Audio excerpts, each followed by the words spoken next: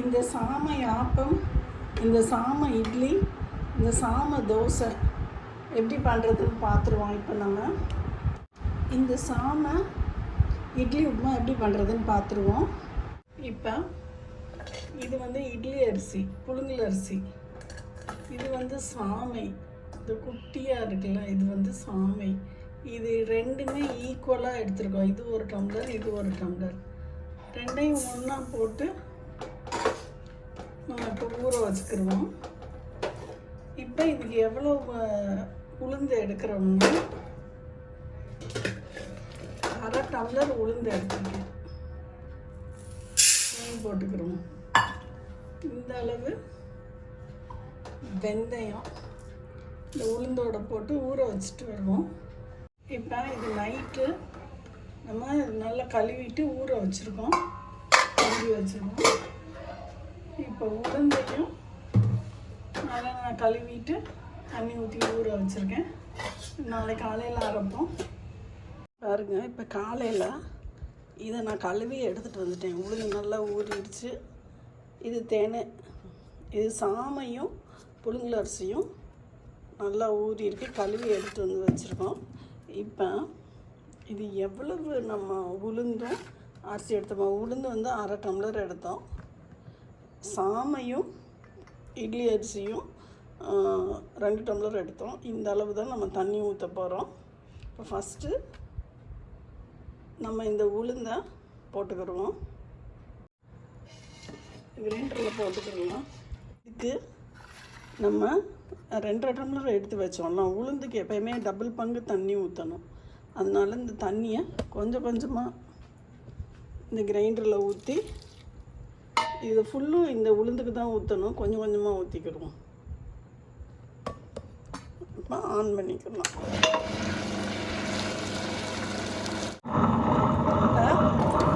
மீதி இருக்க தண்ணியை ஃபுல்லும் ஊற்றிட்டோம்.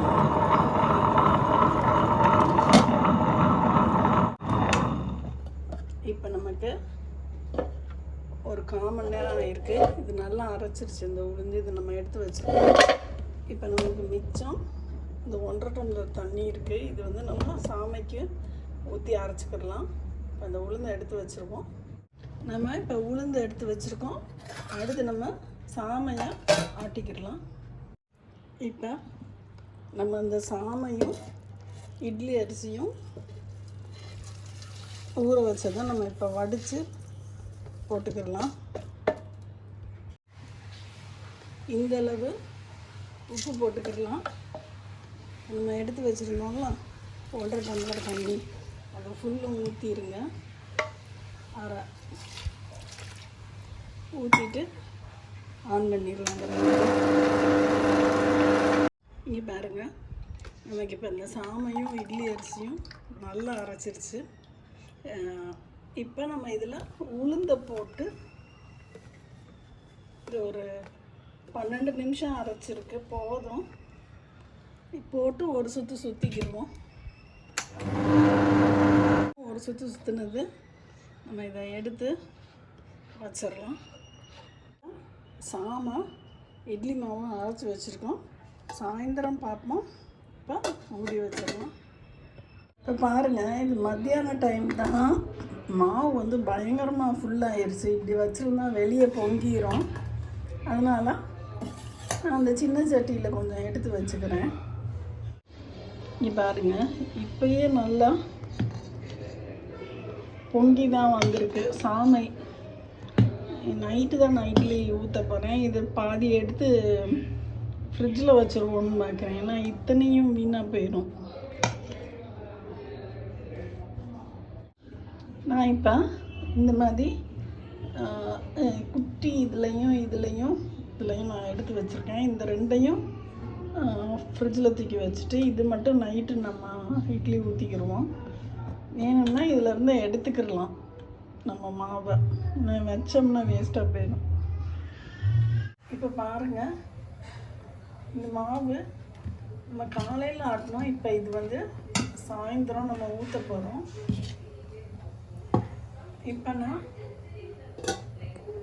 இப்போ இந்த சாமை இட்லி மாவு தான் நம்ம ஆட்டியிருக்கோம். இதில் நம்ம இட்லியும் ஊற்ற போகிறேன். நான் வந்து இந்த இட்லி சட்டியும் வச்சுருக்கேன். கொஞ்சம் ஆவி வந்தோன்னு ஊற்றுறோம். இந்த சட்டியில் வந்து ஒரு ஆப்பம் இப்போ ஊற்ற போகிறோம்.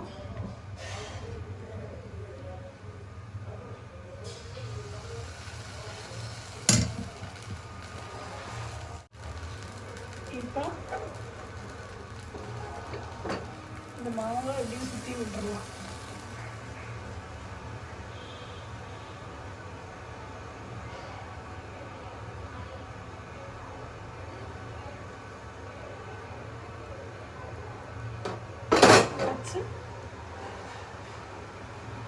வேகட்டும்.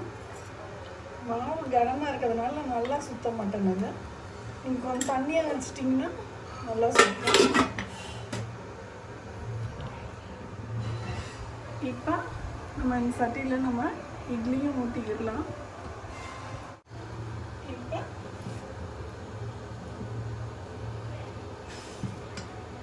நம்ம இட்லி ஊற்றிக்கிடுவோம்.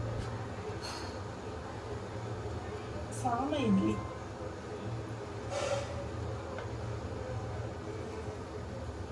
நம்ம பாதி மாவு தான் நம்ம எடுத்து வச்சோம்.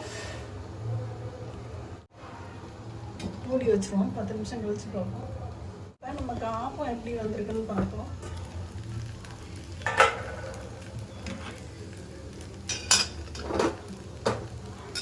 நம்ம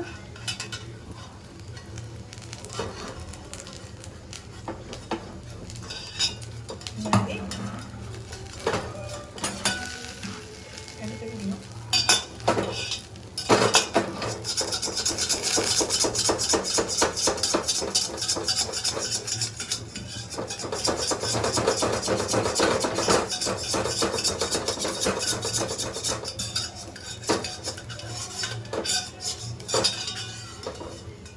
நமக்கு சூப்பராக ஆப்பம் வந்திருக்கு. ஒரு குட்டி ஆப்பம் தான் சாம்பிளுக்கு ஊற்றுனேன். இப்போ நம்ம தோசை ஊற்றி பார்த்துக்கலாம். இப்போ நம்ம தோசை கல் வச்சுருக்கோம். இந்த சாமை இட்லி மாவு இருக்குல்ல, இதில் அப்படியே ஊற்றிக்கிடலாம்.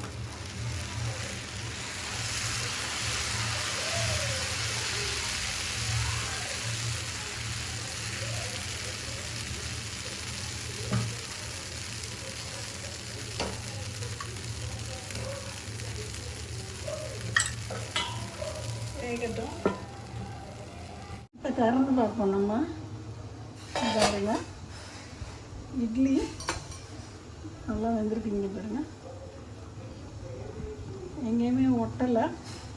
அதனால் இட்லி வெந்துருச்சு. நம்ம இதை எடுத்து கவுத்திடலாம். நல்லா இதில் லேசாக தண்ணி தெளிச்சுட்டு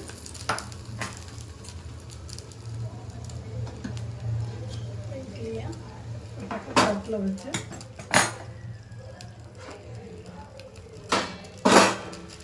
கவுத்திடலாம். பாருங்க, இதை எடுத்துட்டோம். இப்போ இந்த துணியவும் நம்ம எடுத்துடலாம். நமக்கு செம்ம சாஃப்டான சாமை இட்லி ரெடி. இப்போ நம்ம தோசையை பார்ப்போம். இது பாருங்க, செமையாக சூப்பராக வந்துருக்கு. தோசை செம முடிவுகளாக வந்திருக்கு. அதே மாவில் தோசையும் ஊற்றலாம், ஆப்பமும் ஊற்றலாம். நம்ம வந்து இதுவும் ஊற்றிக்கிடலாம்.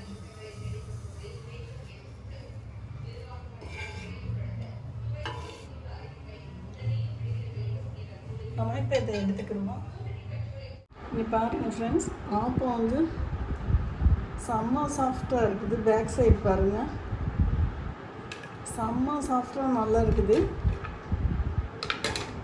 இப்போ இட்லி பாருங்கள், பஞ்சு போல் செம்ம சாஃப்டாக இருக்குது. நம்ம தோசை வந்து முருகலா, எந்த அளவு முருகலா வேணுமோ அந்தளவு நம்ம முருகலா பண்ணிக்கிடலாம். சாஃப்டாக வேணாலும் நம்ம பண்ணிக்கிடலாம். இந்த மாதிரி ஒரு இது வந்து நான் கத்திரிக்காய் சட்னி வச்சுருக்கேன். இது வச்சு சாப்பிட்டு பார்த்தோம்னா செம்ம இனிமையாக இருக்கும். நீங்களும் ட்ரை பண்ணி பார்த்துட்டு சொல்லுங்கள் ஃப்ரெண்ட்ஸ். பாய். ஒரு 2 இட்லி சாம்பார் இட்லி எடுத்து வச்சுருக்கேன். நேற்று நைட்டு ஊற்றுனது.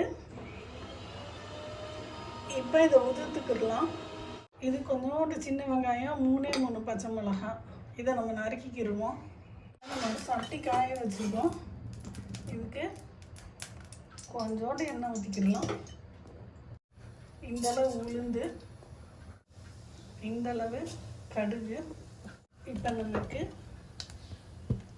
இந்த உளுந்தும் செவந்துருச்சு, கடுகும் வெடிச்சிருச்சு. இப்போ நம்ம இந்த வெங்காயம், பச்சை மிளகாய், கருவேப்பிலை, இந்த வெங்காயத்துக்கு மட்டும் கொஞ்சோண்டு உப்பு.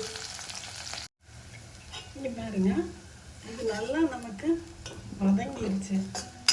இப்போ ஆஃப் பண்ணி 1 நிமிஷம் விட்டுருங்க. அதுக்கப்புறம் நம்ம இந்த இட்லி உதுத்ததை போட்டுக்கலாம். இப்போ கொஞ்சோண்டு ஆறி இருக்குது. இப்போ நம்ம இந்த சாமை இட்லியை போட்டு மிக்ஸ் பண்ணி, அடுப்பு ஆஃப் ஆகி தான் இருக்குது. நீங்கள் ஆன் பண்ண தேவையில்லை. கொஞ்ச நேரம் அந்த சட்டியிலே இருக்கட்டும்.